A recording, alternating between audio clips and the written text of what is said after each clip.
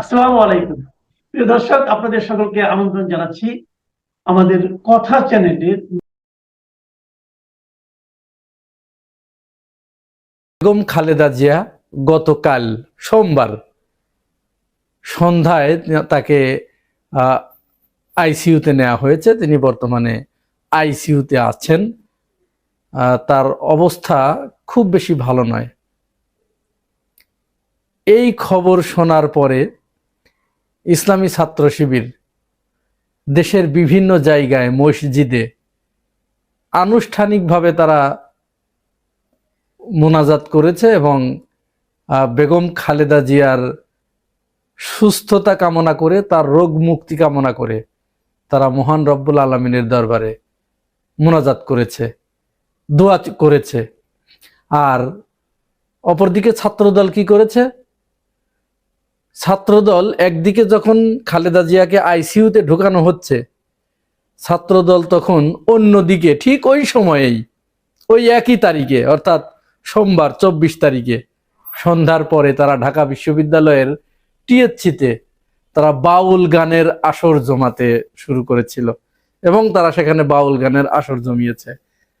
ছাত্র দলের যিনি সূর্য সেন হল শাখার আহ্বায়ক ঢাকা বিশ্ববিদ্যালয়ের, মনোয়ার হোসেন, তার নেতৃত্বে এবং ঢাকা বিশ্ববিদ্যালয়ের অন্যান্য সকল ছাত্রদল নেতারা তারা বাউল গানে মত্ত হয়ে পড়েছিলেন। এখন এই বাউল গানে কেন তারা মত্ত হলেন, এরও কিন্তু একটা ইতিহাস আছে। আপনারা জানেন যে আবুল সরকারকে মারধরের কারণে তারা তার প্রতিবাদ জানিয়ে, আবুল সরকারকে কেন মারা হলো, কেন তাকে গ্রেপ্তার করা হলো, আবুল সরকারকে মারা বা গ্রেপ্তার করার তিনি তো ভালো কথা বলেন নাই। তিনি যে কথাটি বলেছেন, অবশ্যই তিনি এ কথাটি ভালো কথা বলেন নাই। তো তাকে কেন্দ্র করে তাকে আইনের আশ্রয়ে নিয়ে যাওয়াই ওই সময় সবচেয়ে যুক্তিযুক্ত ছিল। কারণ তিনি যদি ওই সময়ে পুলিশ, আইন শৃঙ্খলা রক্ষাকারী বাহিনী তাকে যদি হেফাজতে না নিতেন, তাহলে তো পরিস্থিতি অন্য কিছু হতে পারত। যার কারণে তাকে হেফাজতে নেওয়া হয়েছে। এইটার প্রতিবাদে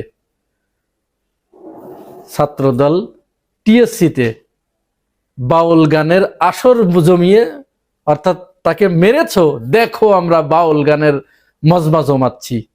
তারা গান গাইবে, তারা যা খুশি তাই করবে, সেটা তো তারা করতেই পারে, তাদের মনের উপরে তো আর কারো প্রভাব নাই। কিন্তু সময়টা লক্ষ্য করুন, একদিকে খালেদা জিয়াকে, দেশনেত্রীকে আইসিইউতে ঢোকানো হচ্ছে, আর অপরদিকে তারা বাউল গানে মত্ত হয়ে পড়েছে স্রষ্টার কাছে, মহান রব্বুল আলমিনের কাছে মোনাজাত বাদ দিয়ে। সেই কাজটি করেছে ছাত্র শিবির। দেশের বিভিন্ন মসজিদে আনুষ্ঠানিকভাবে খালেদা জিয়ার জন্য দোয়া প্রার্থনা করেছে। আমি সবগুলো তথ্য প্রমাণ আপনাদেরকে দিয়ে দিলাম।